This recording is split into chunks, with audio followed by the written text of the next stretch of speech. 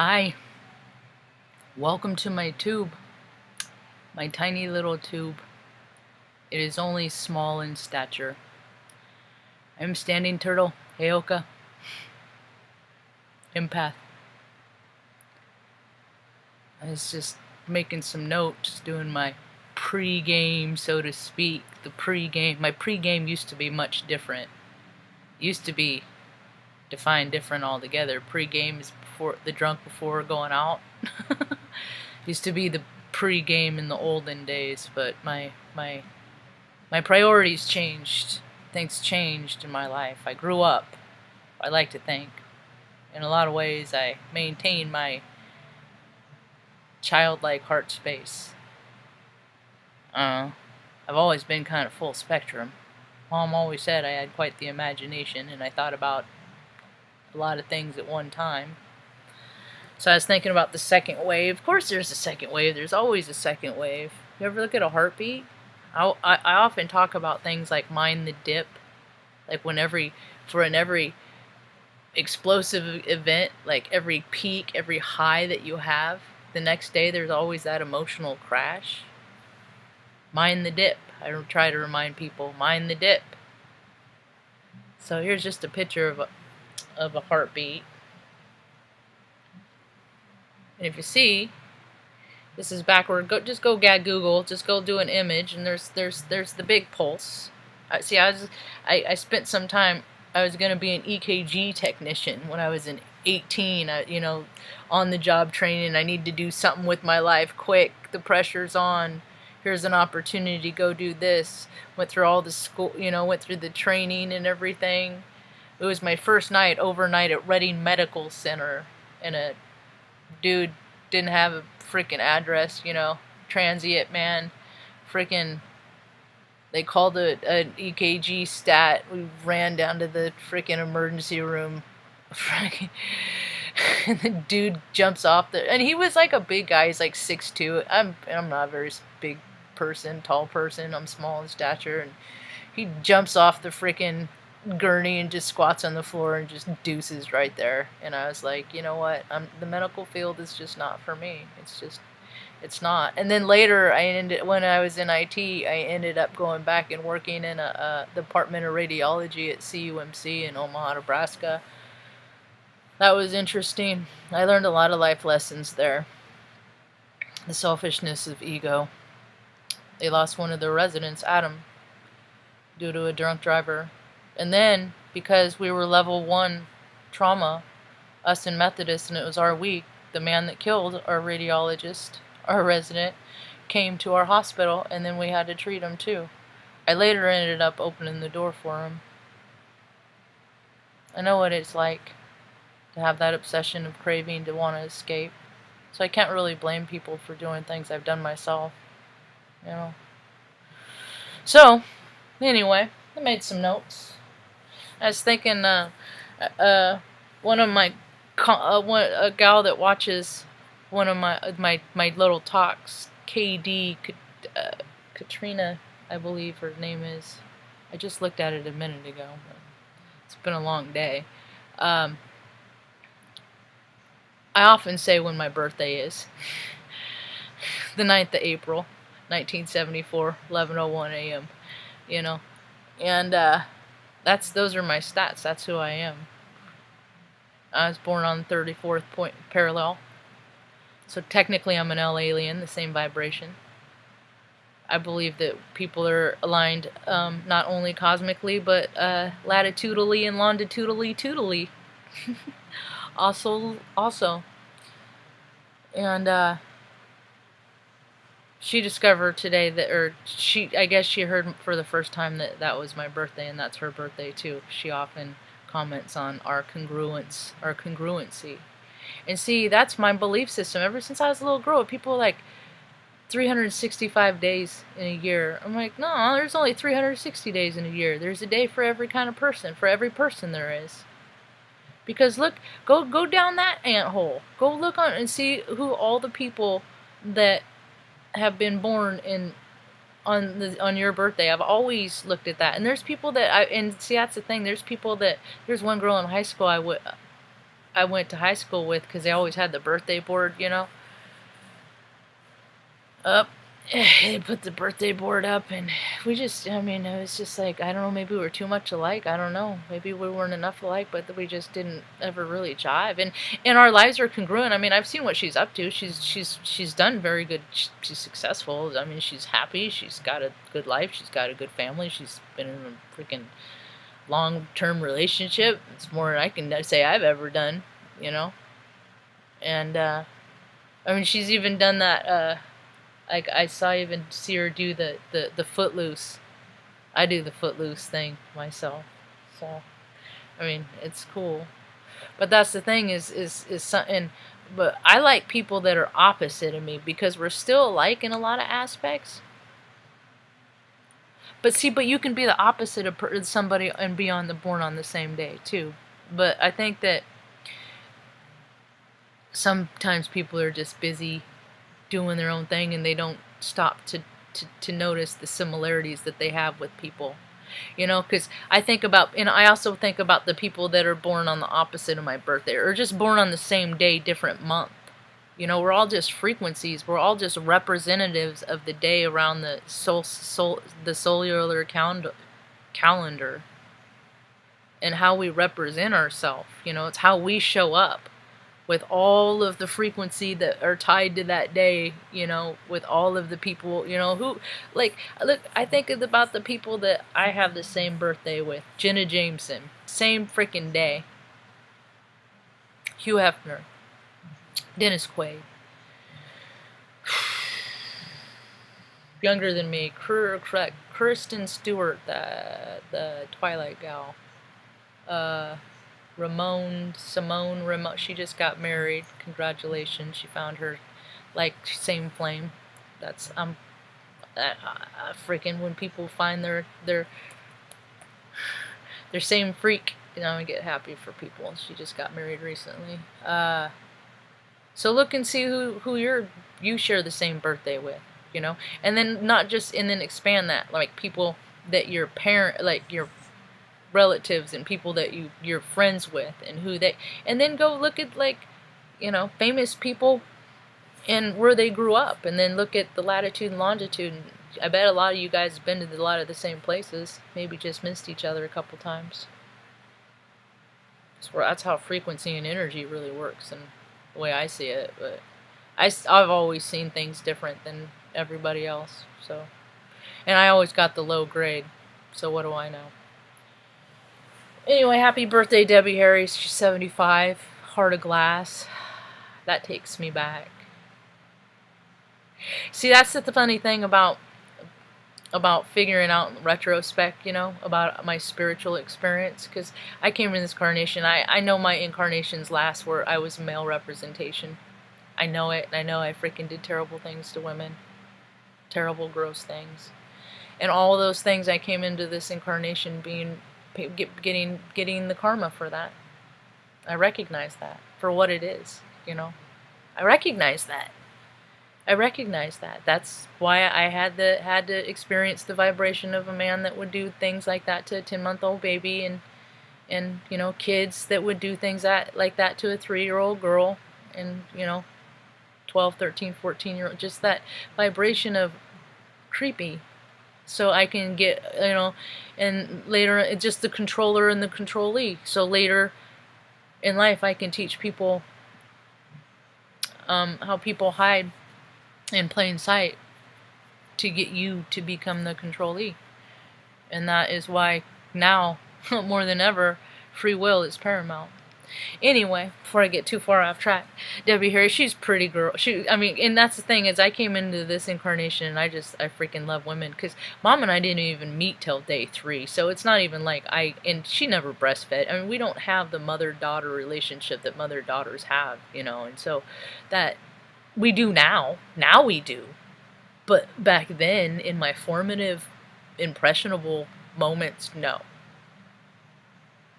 So, but we got to we've resolved all that. Now we have a very loving, kind, and wonderful relationship now, and I tuck her in every night and stuff. It's like, it's not, I never had kids, but I take care of her like, you know, she's my own mom, you know. Want nothing but the best for her, and So I'm just trying to make a better life for both of us, all of us, really. So I just always like women, and I always knew ever since I was like 2 years old, 3 years old, we'd go to movies and I'd see a pretty lady and I'd just be freaking totally aware of her freaking presence, and then I couldn't do anything else. I would obsess on it. And then, like, when the movie would end, I'd hang on to the seat, I'd get embarrassed and be like, no, she has to leave first, because then people would figure out what I was really thinking, and what a mess that would be, because I don't even know what I am. That's what all this, gender. I'm not into that freaking LGBT. None of that. None of that. I'm not in any outside organization, religion, outside. I don't identify with none of it. No political, nothing. I want nothing. No claim to any of it. I endorse people's heart space projects, not any of that shit. And so that's why my world is very, very, very small. I mean, I used to, even when I wouldn't go to public restrooms, because, like, if it's just being a nightmare, trying to figure out, your energy and what it's all about. Now it makes perfect sense to me, and all the lessons, all the self-centered lessons I had to learn and stuff like that. So it's all when I worry about, anytime I worry about what anybody else ever thinks about me, whenever I move ever from the mindset that besides what people think about me is none of my business, it's absolutely none of my business. And that means in a good sense and a bad sense, then that way I can stay balanced. And I don't care if people like me or hate me. Makes no difference to me.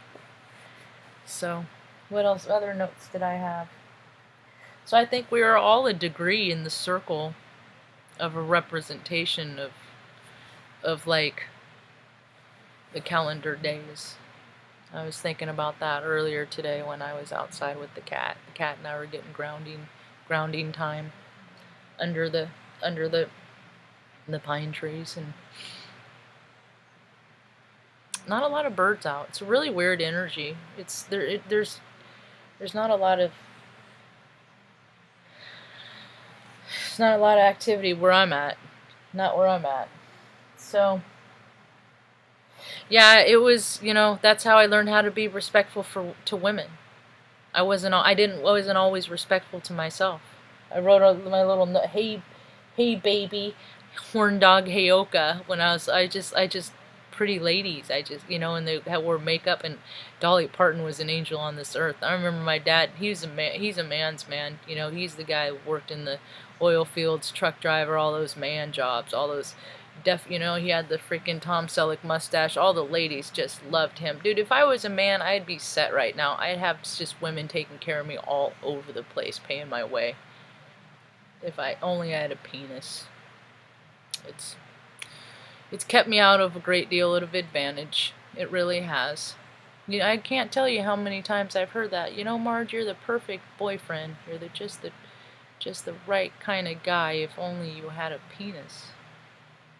And then I worked in all these paradigms with all these men, IT, and military, and hospitals. All of these paradigms were men, where I was just surrounded by men, and I listened and I heard all this stuff, and I had to clean all the porn off their computers, and it came to the realization that that doesn't hurt my feelings. It used to hurt my feelings. Like, they used to say that to get at me or something, and it used to hurt my feelings because I felt like I was missing out on something. But then I worked with all these guys, and then I'm like, that's all they got is their dick. That's all they got. Because I know this stuff, because I've tried to have the deep conversations with some of them. Some of them are have them, but some of them, they ain't much more deeper. They ain't much more deep past freaking farts are funny. They aren't.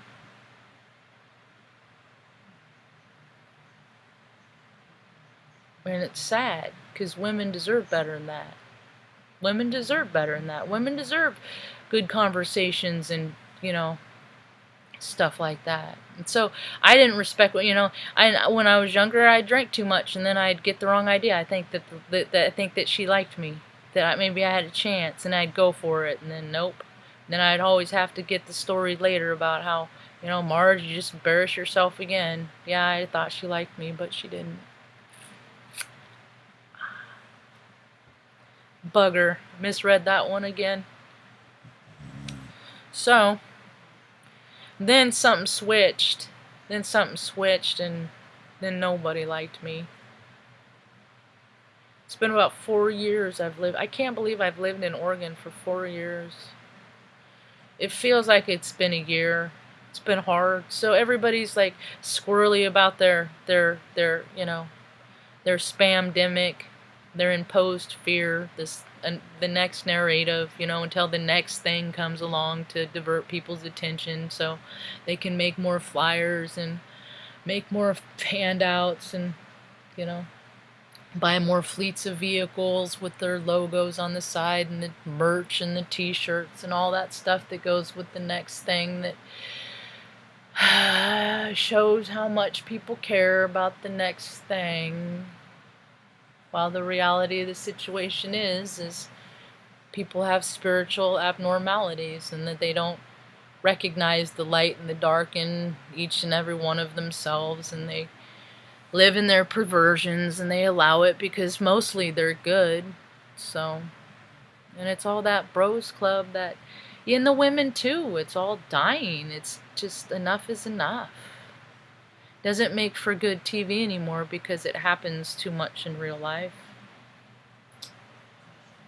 I'm a sensitive because my mother was under a great deal of duress when I was in vitro. It's 10 months along, and I was only 6 pounds 4 ounces. She talks about giving me baths in a mixing bowl. Or I was insensitive. I'm a sensitive because who knows? All of the traumas that I experienced, waking up startled in the middle of the night made me hyper vigilant. Maybe I'm a sensitive because I was trained by the United States, blah, blah, blah, blah, blah. Age Ranger, blah, blah, blah.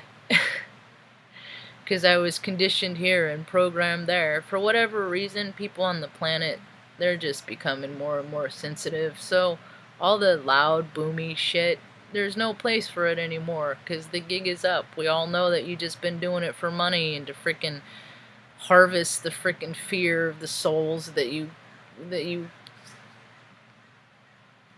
love when the crow endorses it. They've been playing frickin' greedy chess with our souls for eons, and they don't get to do it anymore because people just aren't going to consent, and they're just going to see. I can't wait to see. It's all over the astrology. Something's going to happen. First, there's going to be a catalyst, just like everything, because it's the second wave. It's the second big pull. Oh, look at the design of roller coasters. It's the big one, and then it's all by design, and people are just freaking. I'm so scared. If you don't wear a mask, if I hear one more motherfucker tell me that I'm some bitch because I ain't gonna wear a mask for somebody that, dude, thanks for wearing a mask for me. I haven't had running water in 3 years, but thanks for wearing a mask for me. Freaking morons, man. Middle midgets, man. They're like cat playing with it. If we just give the cat a toy and they'll just distract themselves and we'll take over the world. These freaking drama dropouts that freaking couldn't fit in anywhere else, so they created their own club called Political Science. And now they pay themselves 6 figures, and they're lawyers, man. They charge like $500-$600 an hour, and they don't even do the work. They pawn all their shit off to the freaking understudies and the freaking and the paralegals and the grunts and the students and stuff like that.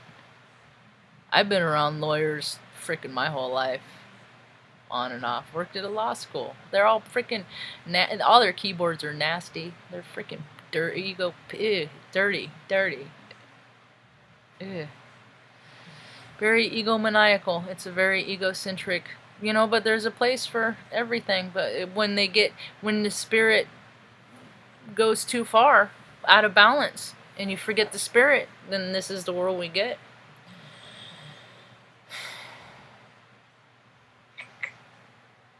I think that's about all I got. I just think that was pretty cool, cause she was like, cause I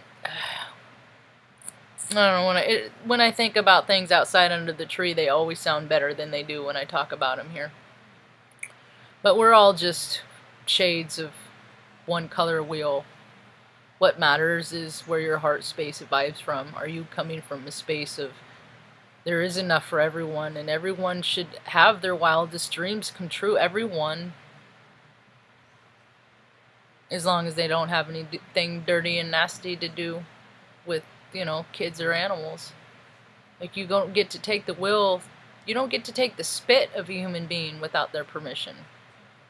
So all these storylines, whether they're, human harvest, all this stuff of controller, controlee, it's just going to go away, because people are going to have to start recognizing where in their lives they feel like they need to control things all the time. That's what I'm coming to the realization of my own self lately, as of late. And that, me, is my anger. Every day it's my anger. I'm trying not to keep track of, I'm trying not to like, yay, you didn't get mad right then. I'm trying not to do that. Some days I gotta do that, because my anger is, I don't even like calling it anger. I have this energy, this passion in me. Passion. It's not even anger, because I'm so expressive that I can just express from my diaphragm in an animated way, and if people that aren't used to being around that, they're skittish and they're scared. And because they're scared, then I'm a scary person, and I'm some sort of a threat. And it's all that stuff. I can't wait till people start really paying attention to their astrology and realizing, that sometimes, oh, Benny's really getting it over there. Like my parents, I don't need to get into that. I think I'm about done for now. Recap. All of the astrology is lining up for the second wave of panic. So just, it's just more hanging out. I've heard it for 3 years. It's just like every time I think that a break is going to come, and, I'm going to be, things are, I know it's coming. I always say that, and like, I want things to happen so fast, and then I'm getting kind of old for this, so I'm kind of better with things coming a little slower now. I don't really do good with the bugging out so much anymore, and this gives me a little bit more time to prepare better, and just, get rid of things I don't need anymore, and clear away all that stuff and get ready for the next chapter of my life. Me and the mom and the dogs and whatever else that brings. Hope you have a rad day. Peace.